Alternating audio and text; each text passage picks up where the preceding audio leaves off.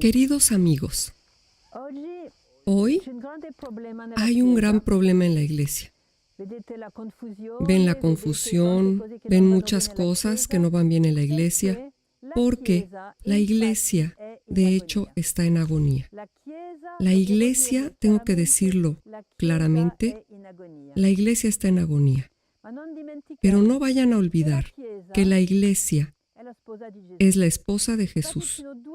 De hecho, hay dos aspectos de la iglesia que tenemos que ver claramente.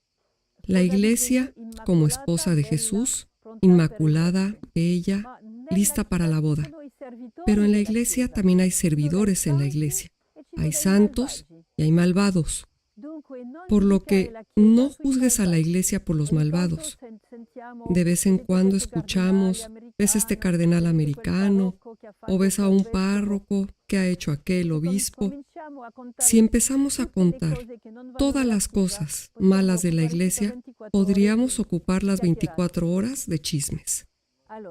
Entonces, la Virgen nos ha repetido que la iglesia, un mensaje muy importante que debemos recordar absolutamente.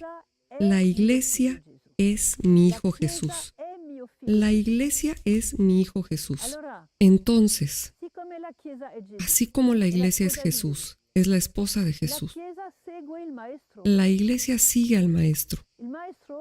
El Maestro ha vivido en la tierra. El Maestro ha tenido 30 años de su vida oculto.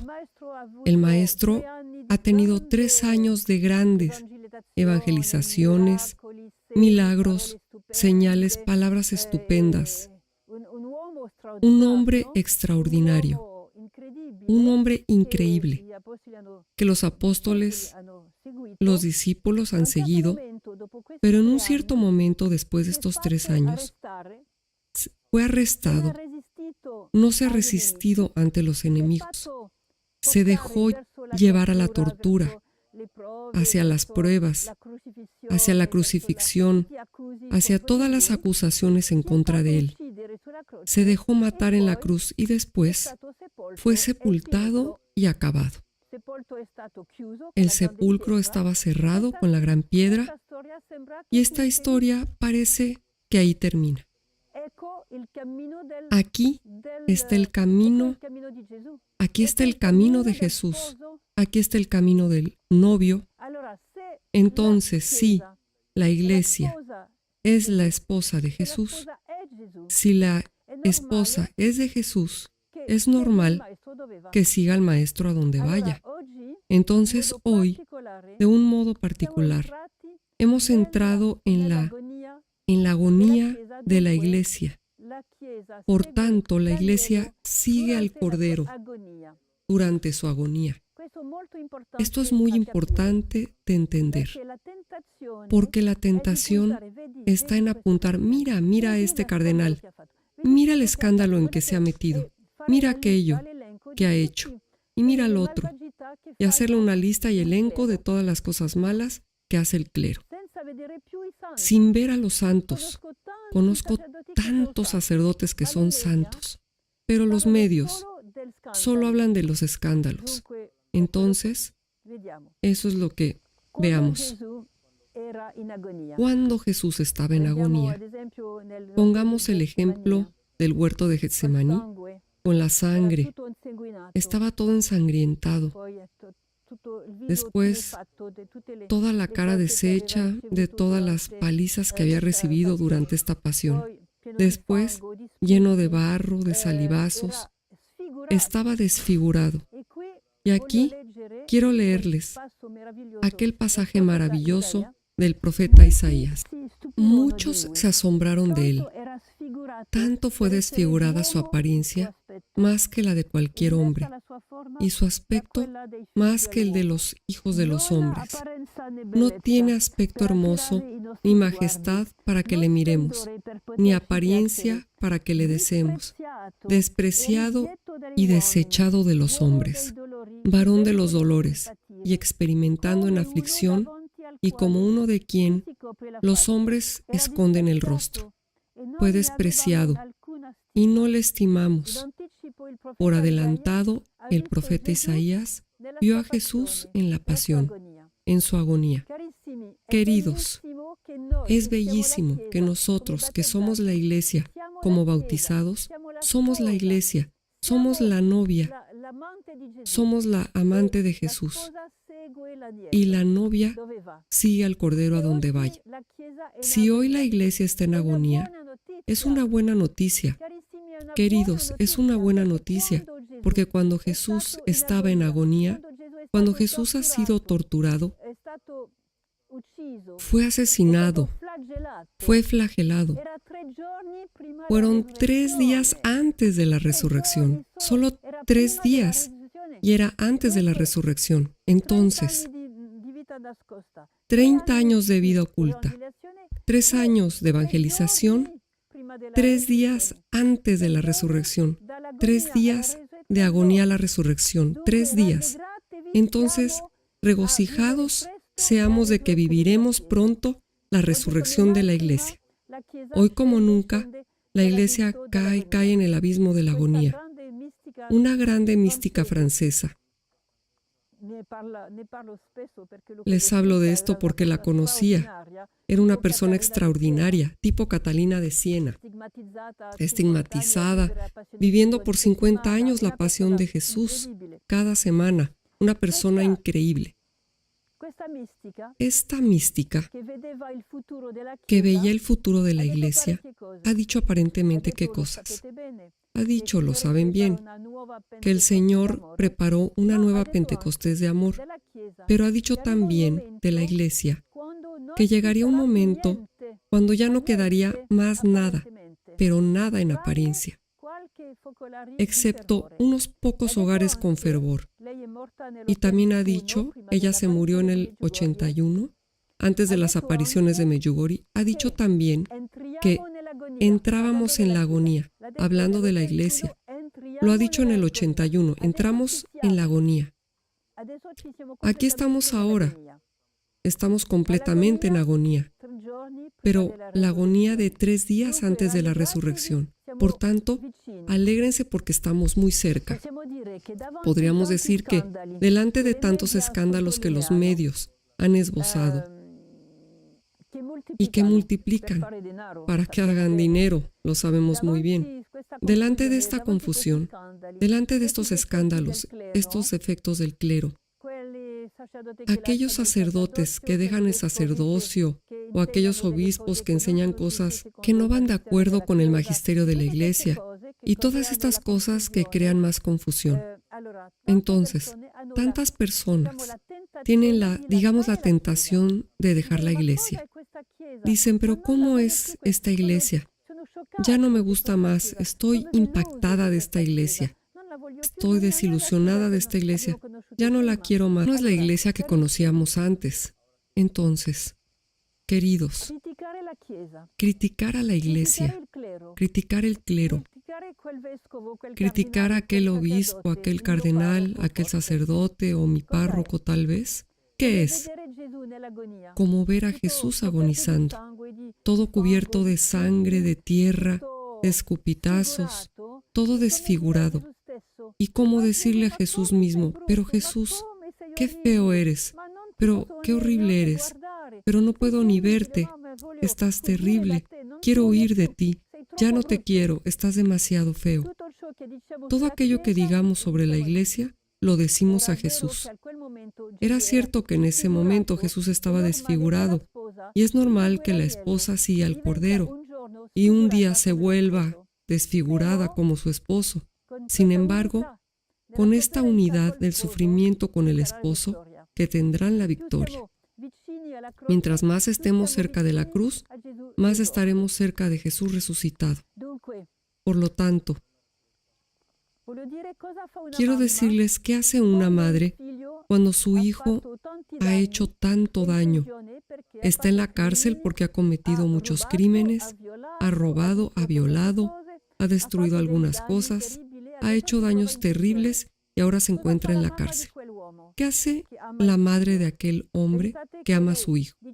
Piensen, si ella anda contando todas las cosas que ha hecho el hijo y cuenta todas las historias que ha hecho el hijo. No, ¿Qué cosa hace la madre que ama? Está callada, ora y llora. Llora, ora, intercede y está callada. Esto es lo que hace la Madre Celeste frente a la iglesia de su Hijo Jesús. Nos repite, la iglesia es mi Hijo Jesús. Por lo tanto, cuando veamos algún defecto de la iglesia, existen, no lo vamos a negar. Hay defectos, hay escándalos, los hay. Sin embargo, ¿qué es lo que tenemos que hacer con la Madre Celeste? Estar callados, no andar publicando todo, estar callados, llorar por compasión e interceder. Ese es el papel que hemos recibido de la Virgen. La iglesia es mi hijo. Y actuando así, en vez de multiplicar los daños de la iglesia con estas calumnias, damos prisa a la hora de la resurrección. Entonces, toma la decisión. Estamos con la Virgen y lloraremos por la iglesia, a interceder y a tener el amor por la iglesia. Y espera la conversión, la iluminación y la resurrección. Esperemos esto, porque vendrá la gloria de la iglesia. Esto ahora es un momento cuando la esposa de Jesús es flagelada, rechazada, tantos enemigos que se multiplican como hongos ahora, pero sabemos que como Jesús, que ha sido matado por sus enemigos, resucitará en la resurrección. Debemos ser pacientes y esperar con fe como la Virgen. Durante estos 3 días de la sepultura de Jesús, la Virgen estaba ahí, de pie, a rezar y a esperar la hora de la resurrección. Ella sabía, creía, estaba en pie y esperaba con fe. Estaba destruida en el dolor, destruida de dolor. Porque ha compartido con Jesús sus dolores. Pensemos un poco para una mujer así, una madre así.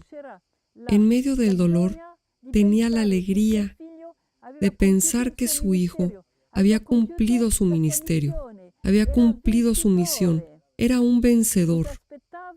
Por lo tanto, esperaba la resurrección, con alegría, con fe, con caridad, con esperanza. Y es eso lo que Él nos quiere dar a nosotros. Sean valientes. Ese momento oscuro para la iglesia, el momento de la agonía de la iglesia no durará. La iglesia estará expulsada. Y esta mística francesa, Martha Robin, hablando de la iglesia, ha dicho, ya no quedará nada más en apariencia, excepto unos pocos hogares con fervor. Por lo tanto, grupos de oración. Por tanto, familias que rezan unidas. Tanto 2 o 3 que se unen para alzar sus voces delante de Dios. Estos pequeños hogares de fervor que en Medjugorje ya ha sembrado en todo el mundo, como pequeñas luces del mundo de donde ahora estamos.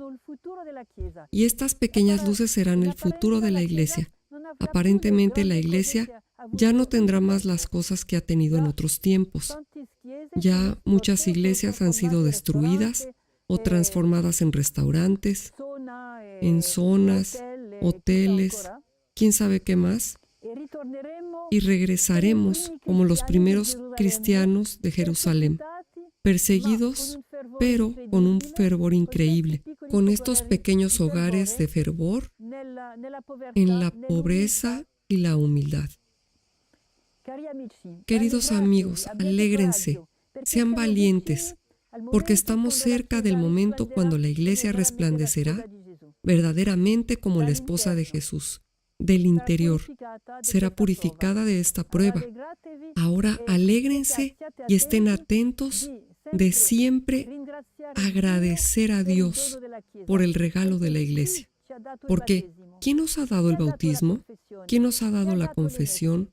¿Quién nos ha dado las misas? ¿Quién os ha dado los sacerdotes que enseñan?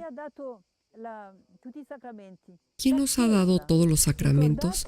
La Iglesia. Recuerden durante la pasión de Jesús, en un momento dado, todos, pero todos estaban en contra de él. Aquel hombre maravilloso que hacía tantas cosas bellas, milagros, señales. En un momento dado, todos se habían puesto en contra de él. El apóstol Judas lo ha traicionado. Uno de los 12. Otro, el jefe de los apóstoles, lo ha renegado. Eso que decía él, que nunca jamás te dejaré, ha negado a su maestro. Después han estado sacerdotes, escribas, fariseos, todos se han puesto en contra de él. También Pilato, que sabía que Jesús era inocente, lo ha condenado. Todos estaban en contra de él. Se acerca un tiempo en el que todos estarán en contra de nosotros. Debemos esperar ese momento y ser firmes en la fe y perseverantes en la oración. La Virgen en aquel momento estaba en silencio, no se había agitado ni decía, dejen que mi hijo sobreviva, déjenlo, se lo suplico. Estaba en silencio porque sabía que aquel momento de la pasión estaba en el plan del Padre para salvar a la humanidad. Y si la Iglesia hoy está en agonía y todavía está para ser despojada de tantas cosas, lo sabe que el Padre ha permitido esto para que la Iglesia, como el Maestro, pueda vivir su resurrección y su gloria. Por lo tanto, sean valientes, estén contentos, porque la Virgen creía y ha dicho aquí en Medjugorje, a una de las videntes ha dicho, debajo de la cruz he tenido el más grande dolor de mi vida y también la alegría más grande. ¿Por qué la alegría? Porque sabía que en aquel momento de la muerte de su hijo había vencido al mal, había obtenido la salvación del mundo. Esta es su misión, se había cumplido como él lo ha dicho. Todo se ha cumplido, todo realizado, y ella estaba orgullosa de su hijo Jesús, que había cumplido toda su misión dada del Padre. Depende de nosotros de estar con ella, además del sufrimiento, de la compasión por ella y por Jesús, para ir hacia la victoria. Por lo tanto, somos llamados a una gran vocación de ser una cosa con la Virgen en el momento de la agonía con la Iglesia. Amen a la Iglesia, sirvan a la Iglesia con todo el corazón, lloren por la Iglesia, pero tengan siempre la esperanza que este momento de prueba terminará y desaparecerá en la resurrección, y un día estaremos todos nosotros a danzar y bailar y cantar la resurrección de Dios, con la Virgen, con los ángeles y los santos. Que Dios los bendiga.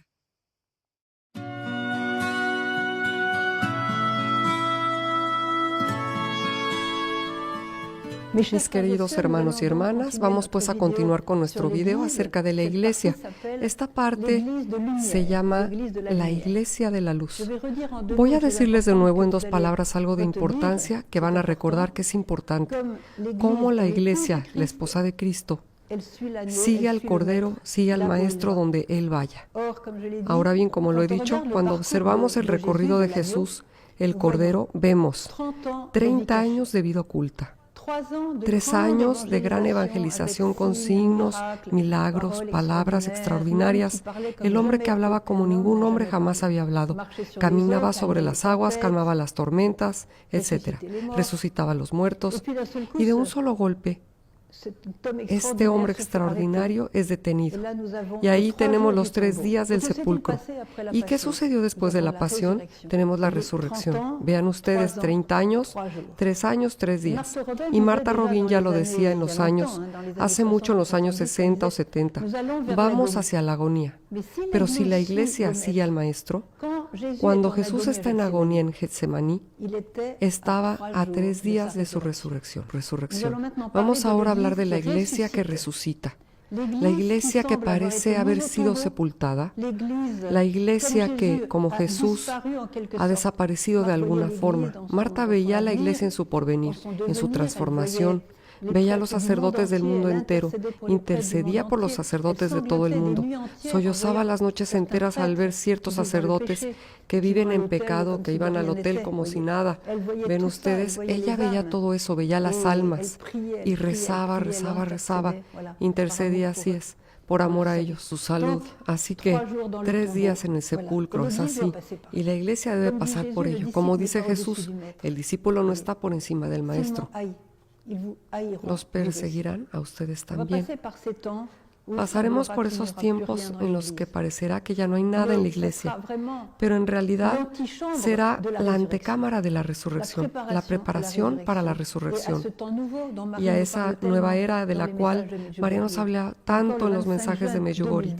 Todavía el 25 de junio de 2019 nos decía: queridos hijos, los preparo para el nuevo tiempo para que sean firmes en la fe, perseverantes en la oración y para que escuchen bien, el Espíritu Santo pueda manifestarse a través de ustedes y renovar la faz de la tierra.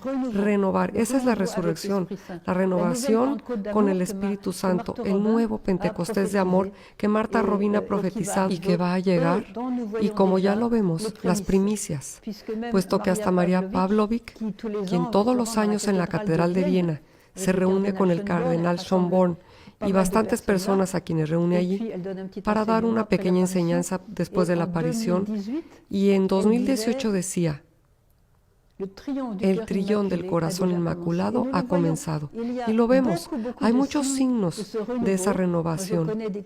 Yo conozco muchas comunidades que son bastante nuevas, que están llenas del Espíritu Santo, que rezan, a veces noches enteras, que son muy valientes, que ayunan, que evangelizan con el poder del Espíritu Santo.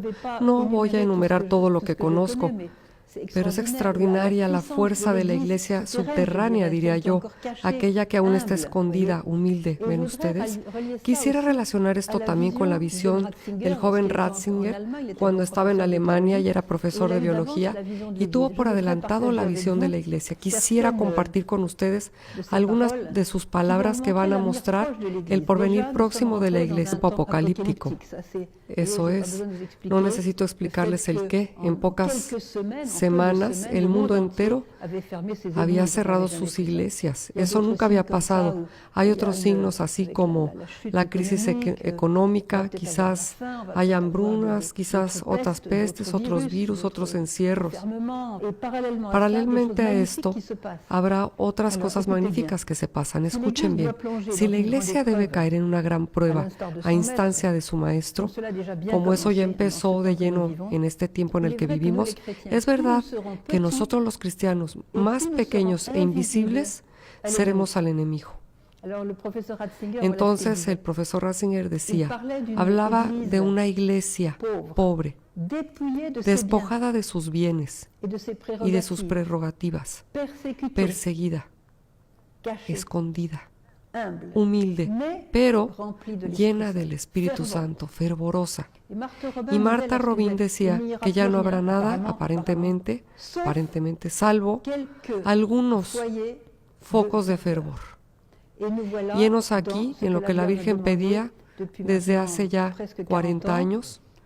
Queridos hijos, los invito a hacer unos grupos de oración.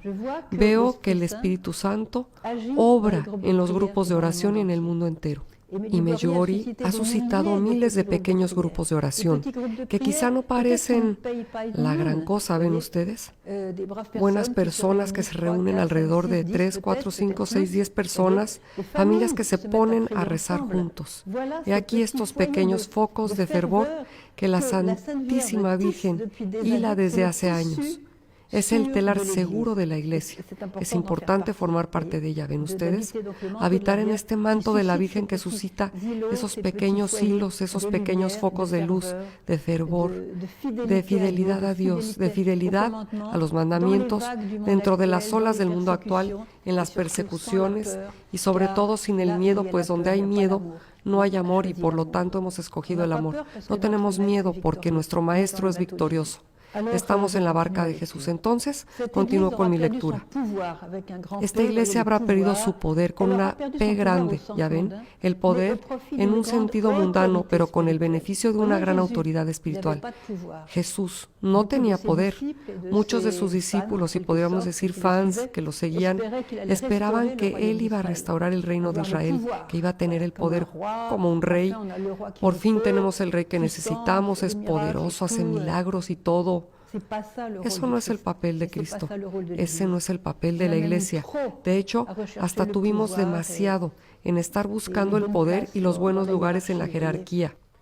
En contraparte, lo que tendremos como Cristo será la fuerza del Espíritu Santo, autoridad del Espíritu Santo. Jesús tenía la autoridad sobre los demonios, tenía la autoridad sobre los hombres, tenía la autoridad sobre los elementos de la naturaleza.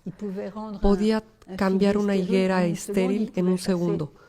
Podía correr a los demonios, podía calmar la tormenta, multiplicar los panes, la autoridad sobre los elementos.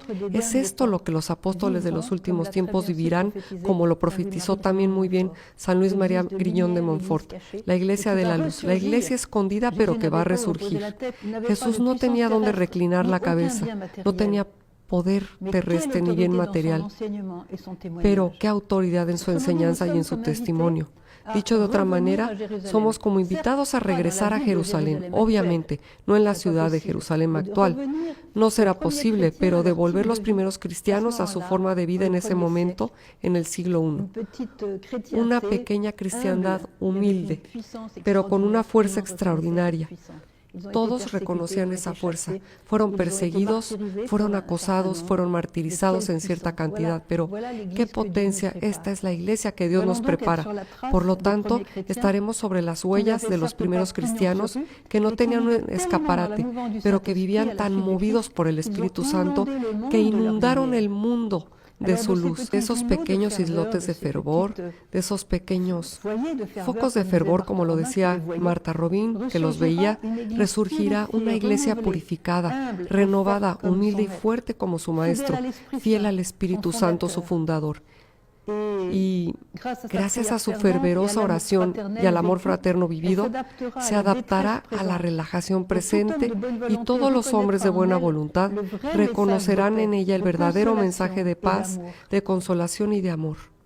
Y podemos decir que desde hoy, al realizar los actos de amor de los apóstoles, podremos percibir la belleza de una iglesia tal donde se han preparado los comienzos. Este es el llamado que el cielo nos lanza ahora. Así es una invitación de parte de la Virgen para formar grupos de oración Formen un grupo de oración y no olviden las palabras de María, que su primer grupo de oración sea su familia. Así es.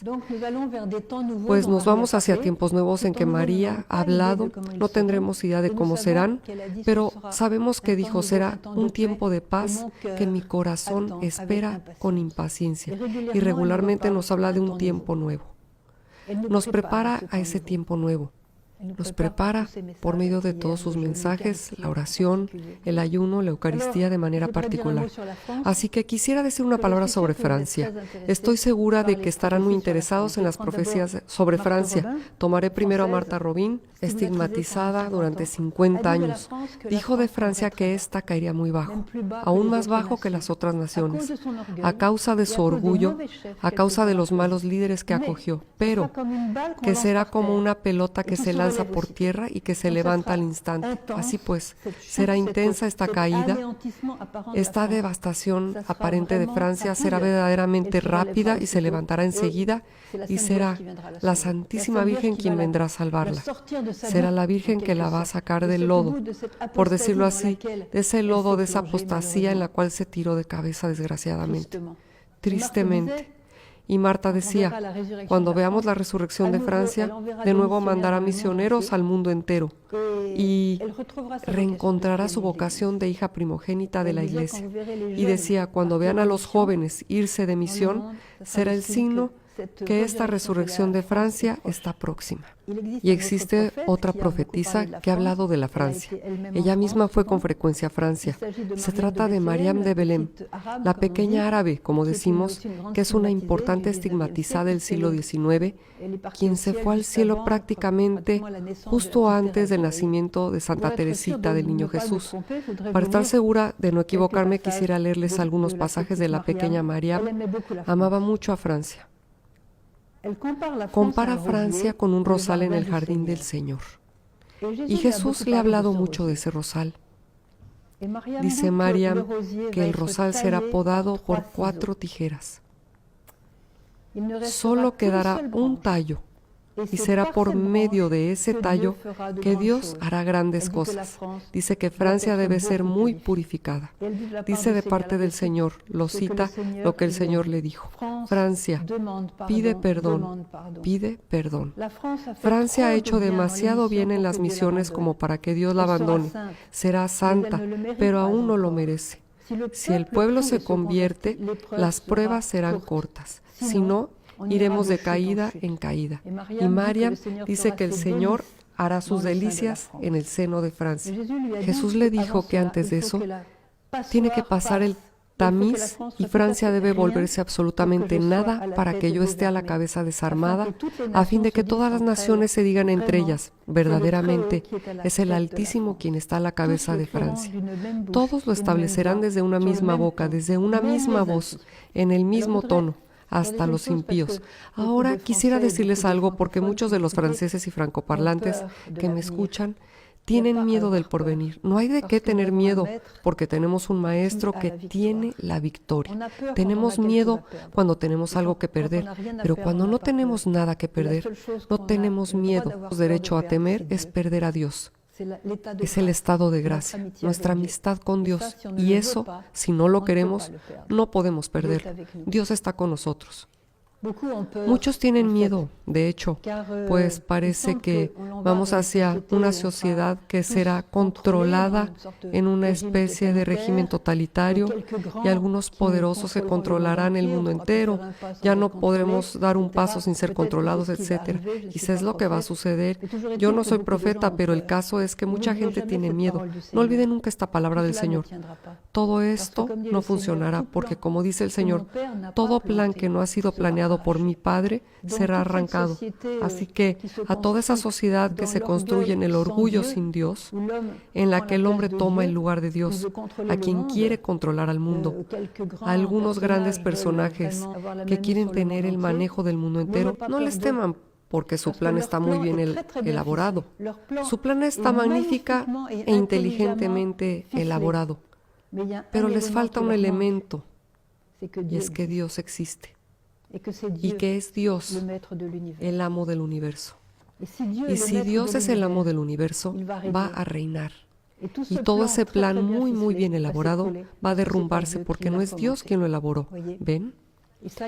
Y para entender eso no es necesario haber hecho una carrera politécnica. Será Dios quien tenga la última palabra con su paz, como dice la Virgen en Medjugorje.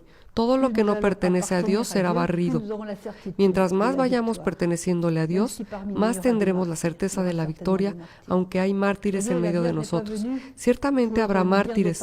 Vean ustedes, la Virgen no vino para decirnos palabras y darnos gusto. Vino a mostrarnos el camino, advertirnos como buena madre, y también vino a advertirnos que hay tiempos difíciles. Queridos hijos, el combate de ustedes es difícil y lo será aún más. Y mi rol no es de adular y decirles que todo está bien y que no se preocupen. No, será difícil, pero por eso nos prepara con la escuela del amor y de la oración. Y esa escuela dará la respuesta a todo. Estaremos con ella bajo su manto y su manto nos protegerá de todo ataque satánico, como lo dijo ella misma. Les hablaré de otra profetisa que no es conocida en Francia, pero que también es gigantesca. Filiola. Ella es una persona muy simpática. ¿Por qué? Porque era de origen alsaciana y vino a vivir a París como sirvienta en una familia. Brevemente les diré, se casó, pero él se reveló como un monstruo que la acosó durante toda su vida. Filiola era muy simple, aprendió el francés en los suburbios de la mala fama de París, así que de hecho hablaba el argot. Tenía gracias místicas extraordinarias y al Señor le alaba en argot. De verdad es muy simpático. Recibió un doble don de Dios al momento de una gracia, la gracia de la transverberación, que muchos místicos conocieron y que consiste en recibir en sí mismos el corazón de Cristo. Así que recibió el corazón de Cristo en ella, y esta habitación de Cristo en ella la hizo vivir dos realidades extremadamente poderosas.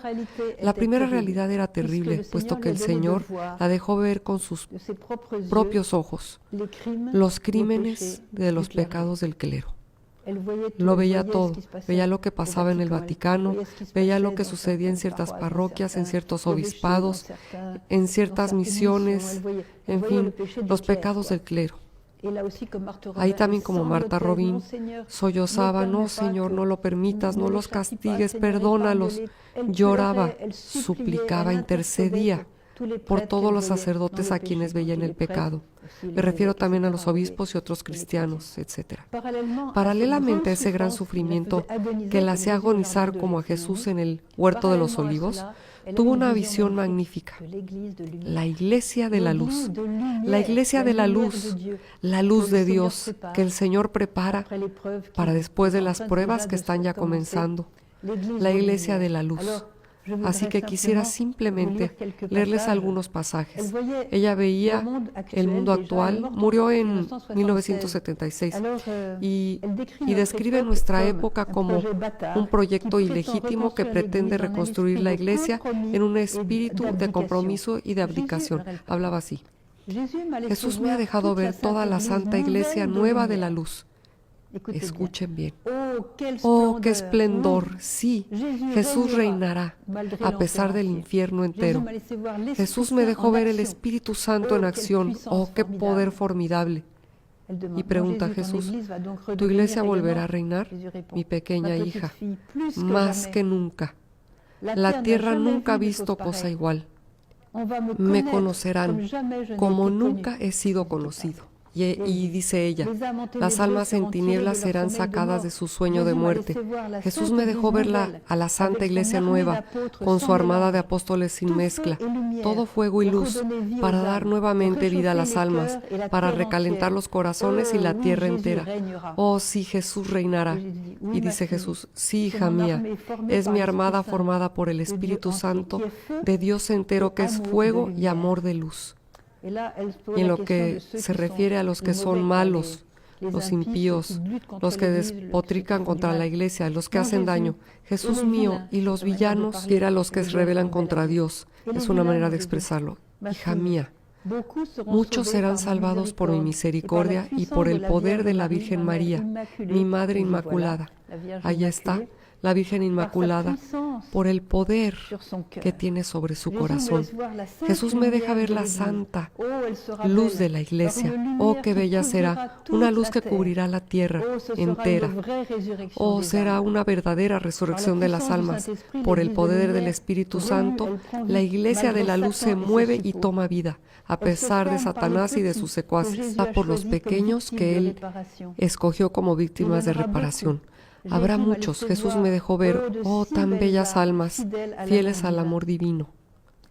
Y Filiola tenía una gracia totalmente particular, y es que veía en espíritu a los nuevos apóstoles, últimos tiempos, de los cuales habla San Luis Griñón de Montfort, y conocía a algunos, así que veía en espíritu a los nuevos apóstoles que Dios prepara en la sombra, formados para ser verdaderos santos, toda luz, todo fuego. Por medio de ellos, Jesús va a desilvanar su iglesia deteriorada por falsos espíritus, y está impaciente por ver a los futuros apóstoles entrar en acción, y se dirige a ellos. Los veo, a los nuevos apóstoles del futuro, los veo como antorchas formidables. El Espíritu Santo hierve en ustedes, se queman, habrá miles y miles que los seguirán. Oh, yo también quisiera ser apóstol, pero es aquí donde habla del alumbramiento, que para llegar ahí, el alumbramiento será doloroso. La iglesia de luz tomará esencia a través de un gran cambio rotundo. Escuchen bien, un gran cambio profundo. Me parece que ya comenzó. Sucede lo que Jesús me permitió ver y va a correr sangre. De esta prueba resultará una purificación, una limpieza dentro de la iglesia. Jesús hará de sus verdaderos fieles y sobre todo de los pequeños una muralla para repeler al enemigo. Habrá un nuevo Pentecostés, ¿ven ustedes? Tal como profetizaba Martha Robin, un nuevo Pentecostés, o si prefieren, la iluminación de las conciencias, de lo cual María habla también en Garabandal y otros lugares. Medjugorje no ha hablado de la iluminación de las conciencias, pero lo hace. Conozco mucha gente que fueron a Medjugorje y experimentaron esa iluminación de conciencias. Un día tendré que hablar un video sobre esto. La iglesia será toda luz, esplendor de luz. En espera de esta renovación, habrá que resistir en la fidelidad del día a día, la paciencia de la fe. Un día Filiola estaba agobiada por el dolor de Jesús y le dijo: mi Jesús, me ahogo en esta marea de pecado. Hija mía, responde Jesús, te permito ver el pecado, pero mira el sol que se levanta para calentar a los corazones y a la tierra. El sol que rechaza el pecado, a Satán y a todo su séquito. Mira, y a una voz viva sube hasta dentro del seno completo de Dios. Hija mía, mira, esa nube blanca transparente por el sol divino es el Espíritu Santo, todo amor, todo luz, todo poder. Mis queridos hermanos y hermanas, esto es lo que nos espera. Escuchen, esto es lo que nos espera. Es la iglesia de la luz. Esta iglesia de la luz estará formada por los pequeños, no por los orgullosos, no por los grandes que se sienten mucho. Estará formada por pequeños humildes, porque es en los humildes donde vive el Señor. Para el Señor en el corazón de los orgullosos, de todos los insolentes, pero hay lugar en el corazón del Señor para los pequeños. Así que sean valientes ustedes que son pequeños, quizá menospreciados, incomprendidos, rechazados y de quienes se burlan, quizás perseguidos incluso. Hay muchos entre ustedes que son perseguidos, aún por su propia familia, por sus propios compañeros de trabajo. Conozco muchos que sufren en el trabajo por esta causa, pues se burlan de ellos porque tienen la desgracia de ir a la iglesia. Imagínense, tienen la desgracia de rezar el rosario. Imagínense, los miran como unos pobres tontos. Vaya, pues mejor así. Jesús también vivió eso. Fue menospreciado, castigado, rechazado. Somos como Él. Mariam de Belén, cuando habla del rosal, que es Francia, y será podado con 3 tijeras, así que quedará un solo tallo, quiere decir que Francia va a sufrir. Debo compartirles ahora algunas palabras de los videntes de Medjugorje que recolecté de todas sus entrevistas y todo eso, y sé que Iván nos decía: en tanto los secretos sean revelados, volveremos a la fe de nuestros padres. Y un día que hablé con Vizca y le decía: será realmente bello, Vizca, el signo que María prometió sobre la montaña del Podbordo, ver todo ese gentío que va a llegar de todo el mundo para venerar a la Virgen ahí. Y me contestó: sí, Sor Emanuel, será muy bello. Vendrán todos aquellos que todavía estén vivos. Le dije: ¿todos aquellos que todavía estén vivos? ¿Eso qué significa? No respondió. También dijo: en la medida que los secretos serán revelados, veremos el final del poder de Satanás. Todo esto confiados, ven, ustedes, la iglesia de la luz, la iglesia de la resurrección, la salida del sepulcro, oscuridad. El sol perderá su brillo, como lo dice el Evangelio, ven ustedes. Eso es lo que nos espera, hermanos y hermanas. Así que una sola cosa cuenta: estar con Jesús, fondo a fondo con Jesús, fondo a fondo con la Virgen Inmaculada. Corazón Inmaculado, la consagración diaria al Corazón Inmaculado para estar con ella, para formar parte de su armada. ¿Ven ustedes? Y así no tendremos nada que temer, nada de nada. Iba a decir, porque si Dios está con nosotros, ¿quién estará contra nosotros?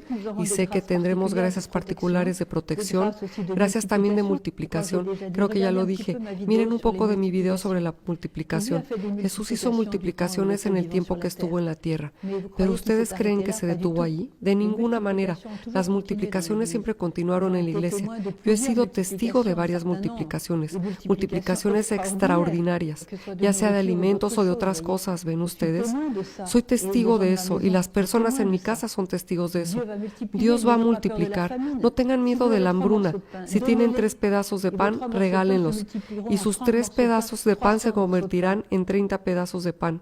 en 300 pedazos de pan. Los que habrán creído, decía Jesús en Samaria, he aquí los signos que acompañarán a los que hayan creído. En mi nombre expulsarán demonios, hablarán lenguas nuevas, tomarán serpientes en sus manos, el poder del enemigo así en sus manos. ¡Wow! Y si beben algún veneno mortal, no les hará ningún daño. Impondrán las manos a los enfermos y estos serán sanados. El Señor ha precisado, los que hayan creído, es decir, los que se hayan adherido a Jesús, no los que se burlen, los que no recen, no los que nunca ayunen, no los que no tengan temor de Dios y que piensen escaparse con la bendición de Dios. No, se trata de los que creyeron con tal fuerza en el Espíritu Santo que los demás vendrán a ellos y les dirán, ¿tienen tanta paz? ¿Cómo le hicieron? Lo que pasó con Miriana, tenía la paz, y los comunistas de Sarajevo que estudiaban con ella venían a verle y le decían, Miriana, tienes una paz, una tranquilidad, una serenidad que conservas aún cuando las cosas están difíciles. ¿Cómo le haces? ¿Haces yoga, meditación trascendental, haces esto, el otro? No, dice Miriana. No hago nada de eso. Esa paz que ustedes ven en mí no es mía. Me la da Dios. Ah, ¿te la da Dios? Pues queremos conocer a tu Dios. Y ella ayudó a todos esos jóvenes a conocer a Dios y muchos entre los comunistas se convirtieron. Vean el testimonio de alguien que está simplemente con Dios. Entre las gracias especiales que nos esperan, y de esto tengo una prueba porque ya fui testigo de esto, conozco una persona, de hecho un sacerdote, que estaba en Roma, y estaba en Roma a un lado del Vaticano, a un lado de San Pedro, y en una fracción de un segundo se encontró en el Coliseo. Y se preguntó, ¿pero qué hago aquí? Fue llevado por los ángeles, como Felipe en los Hechos de los Apóstoles, que fue a ver al eunuco, estaba en otro lado, pero fue transportado encontrándose con el eunuco y lo instruyó en el Evangelio y dio como fruto muchos cristianos en toda Etiopía, ¿ven ustedes? Así que si estamos en un gran peligro, puede que el Señor nos quite y nos ponga en otro lado, como un refugio. Pero no olviden que el único refugio seguro es el corazón de Jesús. Queridos hijos, nos dice María el 25 de julio del 2019. El pecado va a reinar, pero si son míos, si me pertenecen, si se consagran a mí, si viven mis mensajes, si son míos, vencerán. Porque su refugio será el corazón de mi Hijo Jesús. Hoy por hoy, queridos amigos, trabajen a fondo en la Eucaristía. La Eucaristía es el corazón de mi Hijo. Es el corazón. Vayan a adorar a Jesús en el sagrario, ya sea que esté cerrado, que Jesús esté expuesto o no en el altar, ¿ven ustedes? No dejen nada más así sus iglesias. Conozco a alguien que amaba tanto a Jesús que en su hora de descanso entre el trabajo de la mañana y de la tarde pasaba delante de la iglesia y se ponía rodillas ante la puerta cerrada. Durante 2 años, en todos los climas, a 10 en invierno, a 40 grados en verano, durante 2 horas se ponía de rodillas delante de la puerta cerrada de la iglesia, hasta el día en que el párroco se dijo, debería yo de ver quién es ese hombre raro. Así que le dio las llaves de la iglesia y vino a orar. Y ahora ese hombre, que es un simple laico, pero que ora mucho y ayuna mucho, pues tiene un amor a Cristo fabuloso, quizá hasta tiene una gracia de transverberación, no lo sé, pues realmente tiene el corazón de Cristo en él, la compasión de la misericordia, el poder y la autoridad de Cristo. Y ahora la iglesia desborda de gente que viene a rezar con él. Hasta el obispo viene a rezar con él. Así pues tendremos el fenómeno que será la gran efusión del Espíritu Santo que tomará toda la tierra, ya seas budista, hindú, musulmán, judío, cristiano, ortodoxo o lo que sea, hasta satánico. El Espíritu Santo caerá sobre todo el mundo. El nuevo Pentecostés de amor. El primer Pentecostés cayó sobre 11 hombres. Los 11 apóstoles, pues Judas ya no estaba, con otros discípulos que estaban allí también. En cambio, aquí será mundial, ¿ven ustedes? Y eso es lo que el Señor nos prepara por medio de todos esos profetas, y pues lo vemos, ese nuevo Pentecostés de amor ya comenzó. Busquen los signos, pidan a la Virgen que les muestre los signos y ella se los mostrará. la iluminación de las conciencias. Cada cual se verá en la verdad de la luz de Dios. Y los que estén en pecado hasta el cuello será terrible, terrible, terrible. Será la tentación de la desesperación hasta de querer terminar con su vida, porque no soportarán ver el horror de sus pecados y de sus consecuencias. Los que estén en estado de gracia y que ya hayan hecho una buena confesión con la renuncia sincera de sus pecados, arrojándose a la misericordia de Dios que nos espera con los brazos abiertos, con un corazón extraordinario. Esos estarán felices por la iluminación de las conciencias, porque verán que están verdaderamente en unión con el Señor, con el gran vencedor, con la luz increada. Y ese corazón tan deseable que todos desearemos, esa sed que todos tenemos dentro, incluso las peores personas, los peores criminales tienen una sed de Dios, pero no lo saben porque no se han sentado a tratar de comprender de dónde viene esa sed verdaderamente. Quisiera hablar también de un grito que de María prácticamente todos los meses, y los videntes están muy conscientes de ese grito con el cual nos suplica orar por los sacerdotes. Los sacerdotes, nos dice ella, son puentes entre el periodo que vivimos ahora, que es un periodo de caos y que nos lleva al tiempo nuevo. ¿Y quiénes son los puentes entre el presente y el porvenir? Son los sacerdotes. Así que, de verdad, orar por sus sacerdotes, interceder por ellos y también sacrificarse por sus sacerdotes. Los sacerdotes son lanzados al lodo por los medios. Quisiera citar algunas frases de un sacerdote misionero valiente que contesta un artículo del New York Times, en el cual hubo un ataque muy duro contra los sacerdotes. Y él dice: soy un simple sacerdote católico. Me siento feliz y orgulloso de mi vocación. Soy misionero en Angola desde hace 20 años. Me siento triste por todos sus reportajes concernientes a los presbíteros pedófilos de forma morbosa, resaltando los más mínimos detalles de la vida de esos sacerdotes, investigando sus errores pasados. Siento yo mismo un gran dolor por el inmenso mal que personas que deberían ser signos del amor de Dios pudieron cometer, y porque se convirtieron en un puñal en la vida de seres inocentes, y claro, un puñal en el corazón de Cristo mismo. Pero es cierto que en sus escritos hay muy poco interés respecto a los miles de sacerdotes que sacrifican sus vidas y se consagran a millones de niños, de adolescentes y a los más desfavorecidos en los 4 rincones del mundo. Es posible que nunca leeremos en su periódico que tuve que transportar a muchos niños sufriendo desnutrición por caminos minados a causa de la guerra de 2002 en Angola, pues ni el gobierno podía hacer nada, ni las ONGs que no estaban autorizadas a ello, que tuve que enterrar a docenas de niños muertos a causa del desplazamiento de población debido a la guerra. Me interesa saber que salvamos la vida de miles de personas en México por medio del único centro de salud existente en una zona de 90,000 kilómetros cuadrados, incluyendo la distribución de alimentos y semillas. Puede ser que no les interese que hayamos podido procurar la educación y escuelas en los últimos 10 años a más de 110,000 niños, y que con otros sacerdotes socorrimos a más de 15,000 personas en los campamentos de la guerrilla, después de que entregaron las armas porque los alimentos del gobierno y de la ONU no llegaban. Y la alfabetización de cientos de presos. Quizá para ustedes no sea una noticia importante, ni el hecho de que otros sacerdotes como el padre Stefan abren albergues para que los jóvenes maltratados, golpeados y hasta violados encuentren refugio. A pesar de sus 80 años, visita las casas de los pobres una por una, reconfortando a los enfermos y desesperados. Y de 6,000, entre 40,000 sacerdotes y religiosos actuales han dejado sus países y sus familias para servir a sus hermanos en los leprosarios, en los hospitales, campos de refugiados, orfanatorios para niños acusados de brujería, huérfanos de padres muertos por SIDA, en escuelas para los más pobres, centros de formación profesional, centros de acogida. Un sacerdote no es ni un héroe ni un neurótico, es simplemente un hombre normal que con su naturaleza humana busca seguir a Jesús para servirlo en sus hermanos.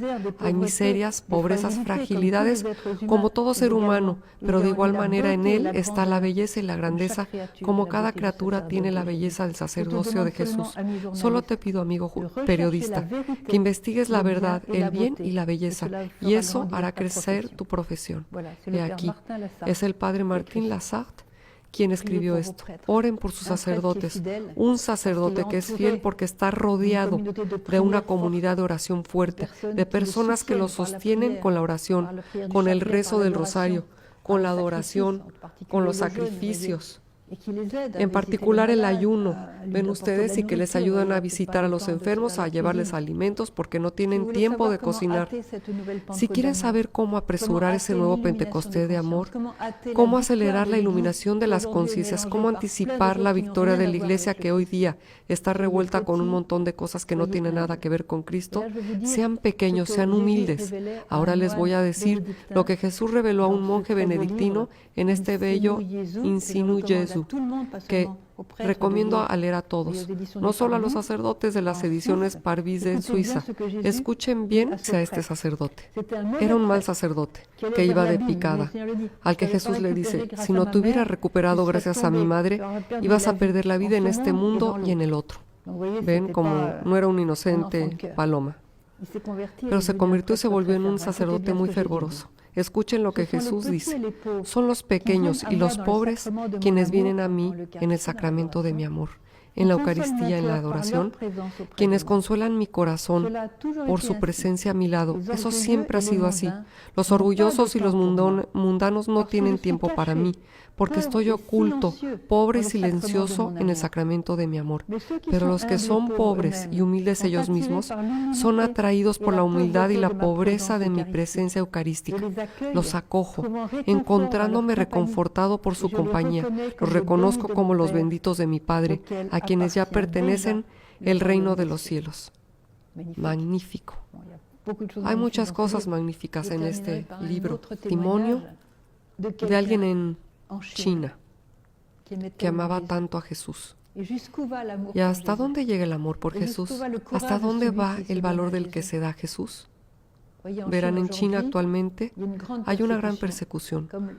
Como el cristianismo va creciendo, que ya es un signo de la renovación y la efusión del Espíritu Santo, de la iluminación de las conciencias, ¿ven? El cristianismo va de subida, por lo tanto, los enemigos de la Iglesia destruyen los templos, destruyen e impiden muchas cosas. En fin, no quiero hablar de eso. Voy a dar el testimonio de un chino de quien conozco bien al hijo, que es sacerdote. Este chino tenía una gran fe. Había participado en la construcción de la iglesia de su pueblo. Y un día le pidieron que renegara de su fe y no quiso. Lo amenazaron y no quiso.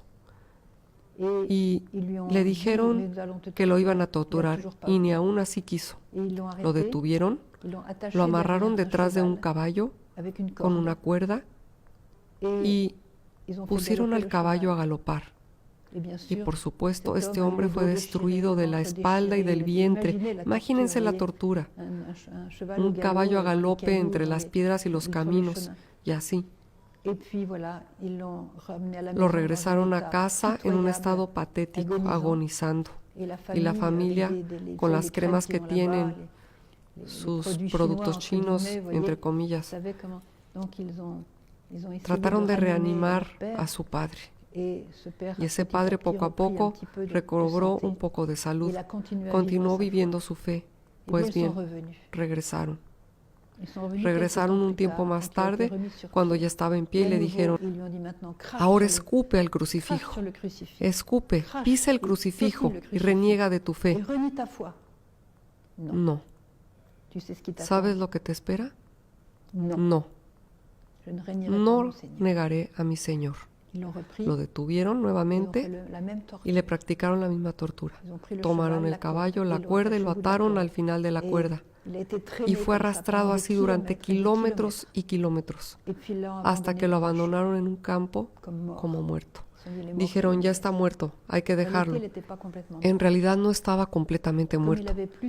Y como esa noche había llovido, despertó con la frescura de la lluvia y se tardó un tiempo brutal, prácticamente a cuatro patas, con sus brazos así, centímetro por centímetro, y regresó a casa. Lo acogieron, lo escondieron, y así terminó su vida en la oración.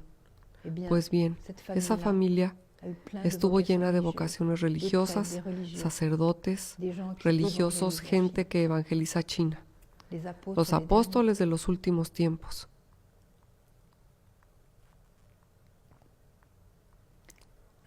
Les cuento esta historia porque quiero mucho a esa familia que me acogió muy amablemente y yo le dije, escribir un libro, un testimonio sobre tu padre. No, Sor Emanuel, no voy a escribir nunca ese testimonio, puesto que en todas las familias ha habido casos así, los que realmente le pertenecen a Cristo. No profetizo que todo el mundo va a ser torturado de esa manera, pero hay que prepararse.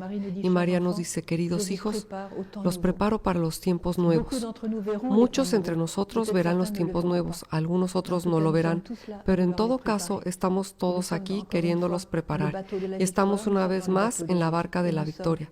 Estamos en la barca de Jesús y estamos bajo el manto de María, bajo la protección de María. La vida es difícil. La vida es dura, las pruebas son difíciles, pero no son insuperables, porque aquel que está con Jesús lo tiene todo, tiene la gracia, verá milagros en su vida, habrá sanaciones, quizá ya no existan las medicinas algún día, el Señor nos sanará de otra manera, quizá un día ya no haya alimentos, el Señor nos nutrirá de otra manera. Somos los miembros del cuerpo de Cristo, el cuerpo de Cristo que resucitó de entre los muertos, que nos resucitará también el último día y que cuenta con nosotros para caminar con Él en esta tierra, el nuevo Pentecostés de amor.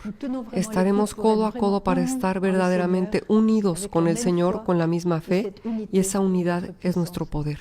Es la unidad de la Iglesia, esa Iglesia de luz, de las promesas de la vida eterna por Jesús mismo, que no zozobrará, pero que cuenta con nosotros para acelerar su victoria. La Iglesia de la luz, cómo es bella. Es bella como ustedes son bellos por todos aquellos que pertenecen a Cristo y todos aquellos que le pertenecerán. Es bella porque María es bella, Madre de la Iglesia.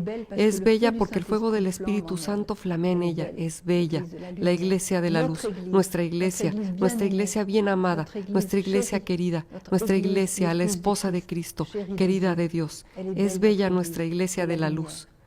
Y que Dios los bendiga a todos.